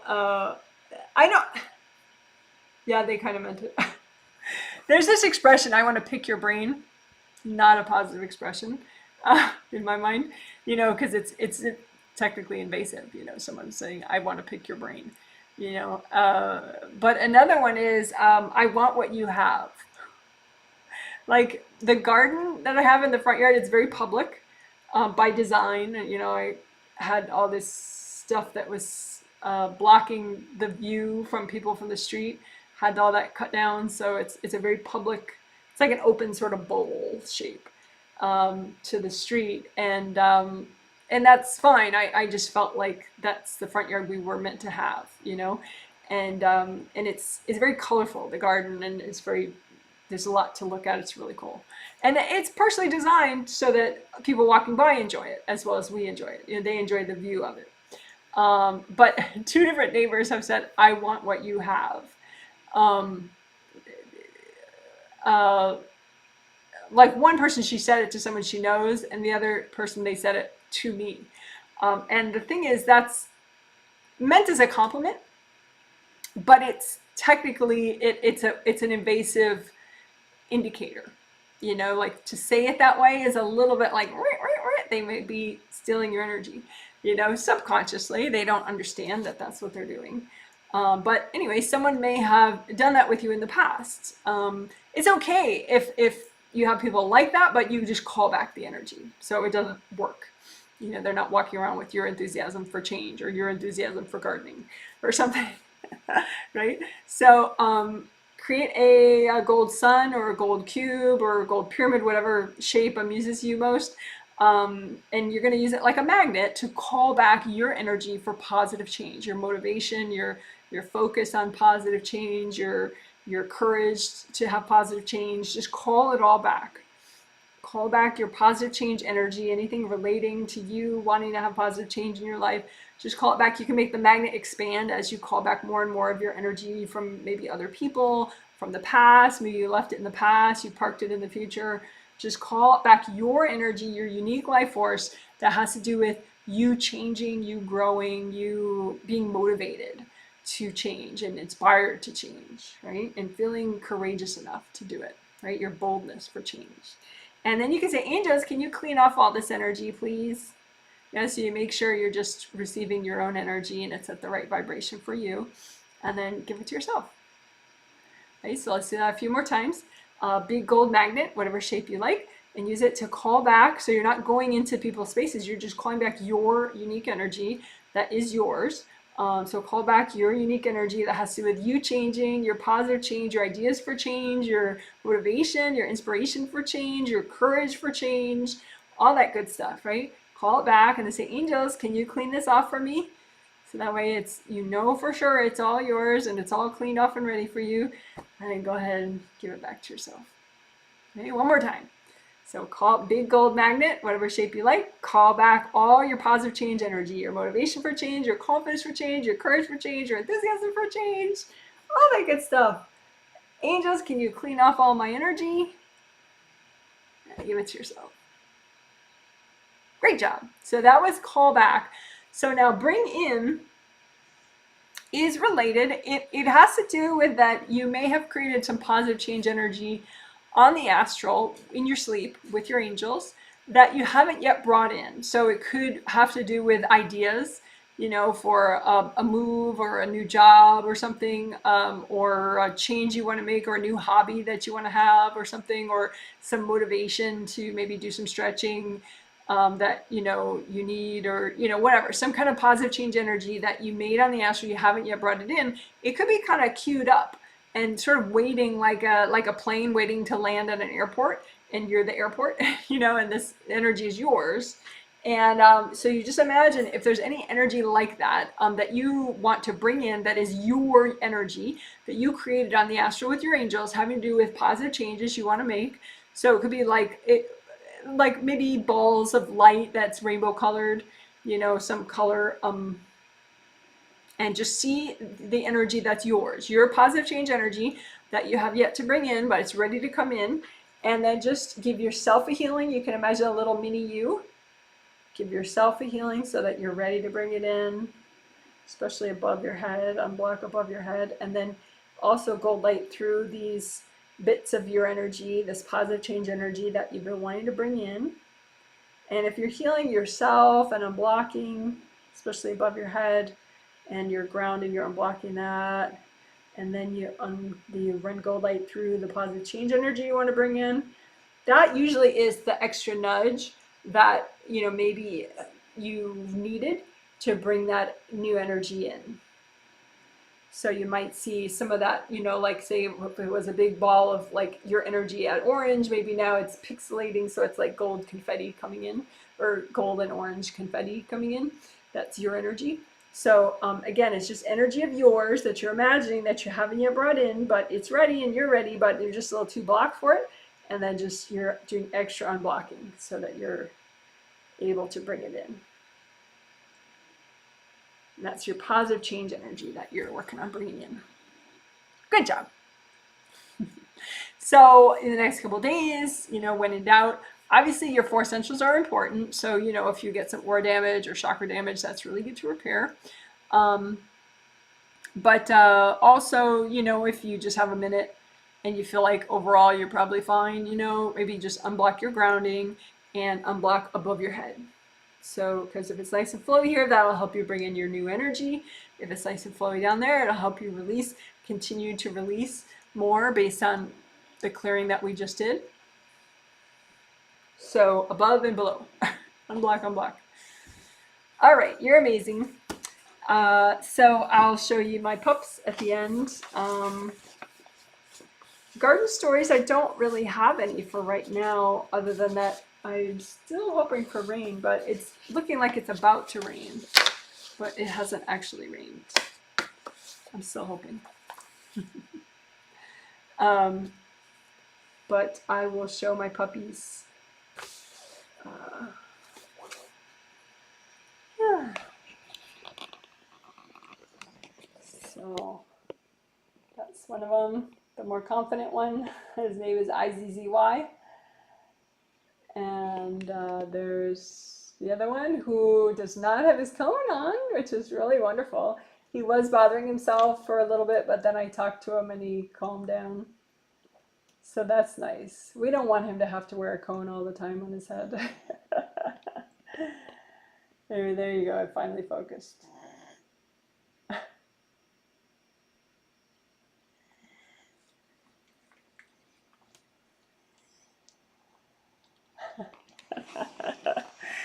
Alrighty, that's a little bit of doggy time for you. Okay, so there is one more healing for this triplet set, and then of course there's the twin set later this month on the 17th and the 19th of September. All the same theme of improved communications and social interactions. Get your baggage out of the way. Yay! All right, and if you need to know like when sessions go up for sale, that would be on the 15th of this month, of any month, on the 15th. And there's a set time usually that they go up. Usually I'm like 5 or 10 minutes late, of course. Yeah, that's on my website. All the information, janetwrightreadings.com. I guess I should look at these comments a little bit just to see if there's any comments about how people are doing. Hello from Ottawa. Me and the 3 dogs were watching the river, but the dogs are too excited, so we'll watch you from home. This is hi from Chicago, 90s and sunny. Wow. During the tummy meridians healing, I had embarrassment come up. Oh, that's interesting. I mean, if it's a sexual embarrassment, you know, that's second chakra, second layers right there. Yeah, so there could be some shame or something that you were clearing. So just, you know, hopefully it cleared. You don't feel it anymore, but if it does, you know, just do a little extra unblocking there. Make sure the bottom of your second layer, you can unblock that a little more. You know, like under here, just to make sure, you know, first layer, second layer, third layer, just unblock those a little extra just so everything drains out nicely. Because if things are releasing, you don't really feel it like, ugh, you know, you feel it like very slight and then not at all. You know, if things release, you don't especially feel it. I mean, you feel better and lighter, but you don't feel like the yucky stuff you're releasing if it's releasing well. So it says, thank you so much, Janet. You are welcome. Someone says, hello, Janet. Thank you. I started feeling flat and a bit indifferent by the end of the healing. So the last 2 healings that we did were really appropriate. Yeah. Yeah, good. I'm glad you liked them.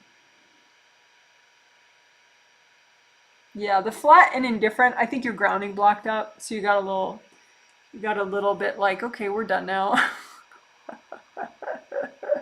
But unblock your grounding and unblock your legs again so you can get in the legs, because the legs bring up a lot of earth energy potentially into your first chakra, which helps you to just, like kind of go with the flow better of energy clearing. But the front of your first chakra blocked up, your legs blocked up, your grounding blocked up, so you're just like, woo, okay, never mind, we're done. you know. So there is a little walkthrough video. It's like 11 minutes. If you search Janet Wright, search YouTube for Janet Wright Earth Energy Up Legs.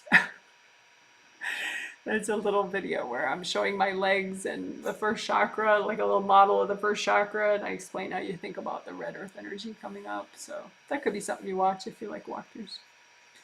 Janet Wright Earth Energy Up Legs. Someone says, thank you so much for healing my son and I. He's been a goofball during the healing and playing with his little brother in a different, harmonized way. That's nice. Yeah, grounding does wonders for everybody.